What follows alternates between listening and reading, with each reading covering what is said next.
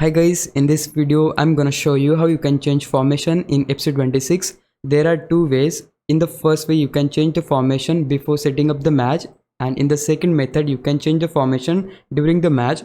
Let's start with the first method, changing the formation before setting up the match. If I go for the classic match, select this side, and just right here once you choose the team, what gonna happen, they'll allow you to choose the formation. Firstly we need to get ready from this, and yeah, just right there if I go for RB key or R1 key, you're gonna see the option team management. So just open that, then here you need to go to tactics, edit tactics, and yeah, if we just go on this option formation, by using the option you can just easily change the formation, as well as there are a couple of more options like tactical preset. You can go for this one, build up style. You can also change the player roles. For that, if I select the formation and then get back from this, okay, then go to squad, and just right here we can easily change their roles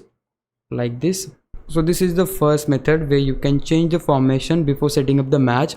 But let's say you want to change the formation when your match is already started. In that case you can change the formation even without pausing the match.